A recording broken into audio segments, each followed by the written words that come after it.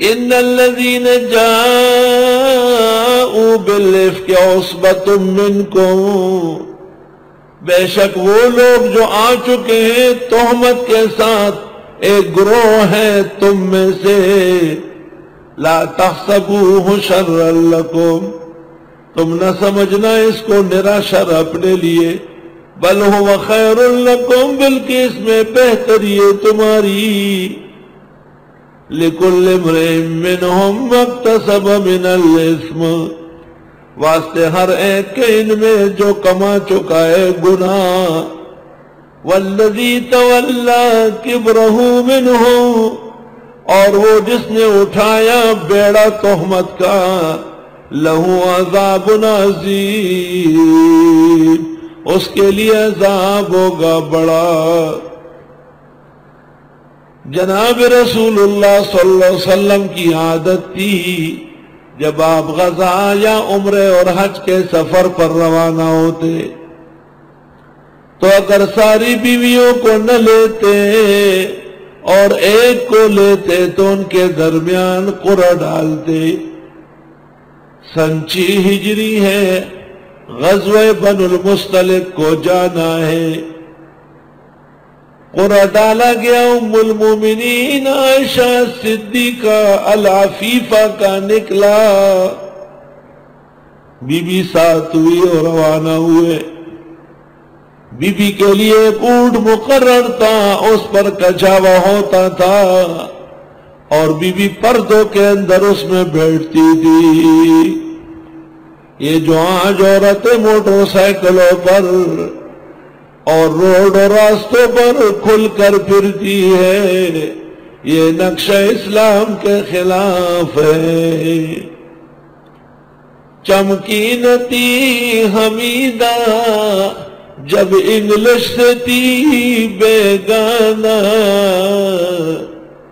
اب شمع انجمن ہے کبھی تھی چراغ خانہ۔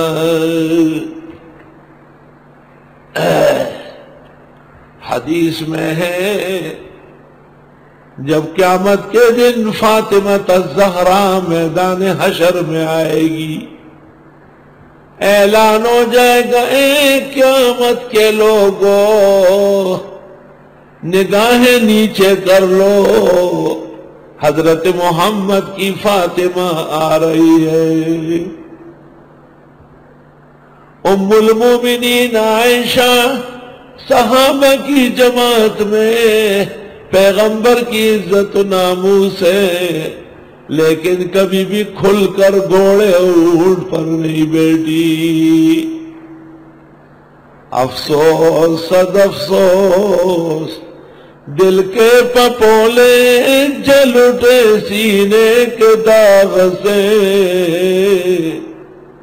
اس گھر کو آگ لگ گئی گھر کے چراغ سے۔ اکثر گھرانوں میں تو ویسے ہی پردہ کمزور یا نہیں ہے، نیک اور اللہ والوں کی بیٹیاں دنیا داروں کے ہاں جا کر بے عزت اور بے آبرو ہو جاتی ہے۔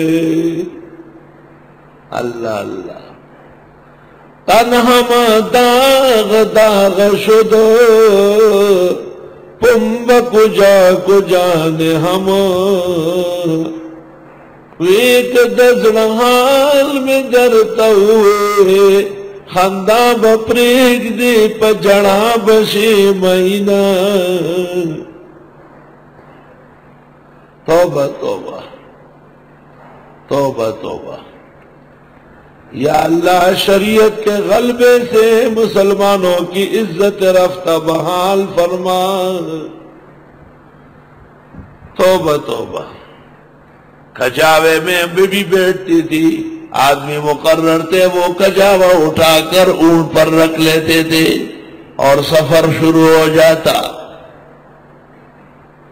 جناب رسول اللہ صلی اللہ علیہ وسلم جب غزہ سے واپس ہوئے، ایک مقام پر آپ نے قیام فرمایا۔ ام المومنین حضرت عائشہ کو بشری ضرورت ہوئی، وہ جنگل کی طرف تشریف لے گئی، وہاں سے فارغ ہو کر ان کو خیال ہوا کہ شاید گلے میں جو ہار تھا وہ ٹوٹ گیا، اس کی مریاں اور دانے جمع کرنے میں کچھ دیر لگی۔ پیغمبر نے سوچا کہ بی بی اندر ہے، کہاں ہے علم غیب؟ ابو بکر، عثمان، علی، عمر سب ہے، کوئی غیب دان نہیں۔ اور بی بی بخاری میں فرماتی ہے ہم عورتیں دبلی دبلی ہوتی تھی کیونکہ بہت تھوڑا کھانا کھاتے تھے، اور ناچاری ہوا ڈیرا دیر زیاد فراکو نہ نہ کرا، ناچاری ہوا کرا۔ اللہ اللہ۔ کجاوا اٹھانے والوں نے سمجھا کہ میں اندر ہوں، انہوں نے اٹھا کے اونٹ پر رکھا اور اعلان ہوا، قافلہ روانہ ہوا۔ آہا، اتنا بڑا واقعہ۔ آلوسی نے روح المانی میں اس جگہ لکھا ہے کہ یہ صراحت سے دلالت ہے کہ انبیاء اور اولیاء غیب دان نہیں۔ بی بی جب جنگل سے آئی دیکھا کوئی نہیں، میدان خالی ہے، ایک پتھر کے پیچھے بیٹھ گئی جہاں وہ چھوڑ گئے تھے، روتی روتی آنکھ لگ گئی۔ ایک صحابی کو آپ نے مقرر کیا تھا، صفوان، حضرت صفوان کو، الزکوان، سلمی الزکوانی، وہ پیچھے سے آئے، انہوں نے بی بی کو پہچانا، پردے سے پہلے دیکھ چکے تھے۔ انا للہ پڑا، بی بی اٹھ گئی اور اس نے اونٹ بٹھایا اور کپڑا پھیلایا، بی بی نے کپڑا پکڑا اور اس میں کجاوے میں بیٹھ گئی، اونٹ روانہ ہو گیا اور قافلے میں دوپہر کو پہنچ گیا۔ پیغمبر کو بھی اندازہ ہوا، آپ نے بھی قافلہ روک لیا تھا۔ بس اتنی سی بات تھی۔ دشمنان خدا و رسول منافقین کو اور ان کی دیکھا دیکھی بعض کمزور حضرات کو موقع مل گیا کہ ہاں ایک پرائے کے ساتھ راستے میں اتری ہے، جنگل گئی ہے، یہ وہ جو فضول باتیں تھی۔ قرآن پاک یہاں سے اس کا نوٹس لیتا ہے۔ پہلے سے ایک قاعدہ ذکر کیا کہ یہ طوفانی جھوٹ جنہوں نے بولا وہ تمہارے ہی لوگ ہیں، ظاہر میں تو وہ ایمان اور کلمے والے ہیں۔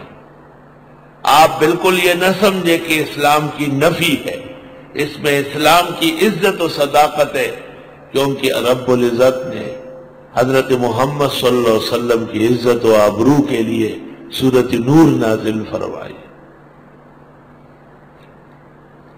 لولا اذ سمعتموہ، یہ جو فرمایا وہ شخص جس نے اٹھایا اس گناہ کا بیڑا، یہ عبداللہ ابن ابی ابن سلول رأس المنافقین تھا، رأس المنافقین تھا بے ایمان۔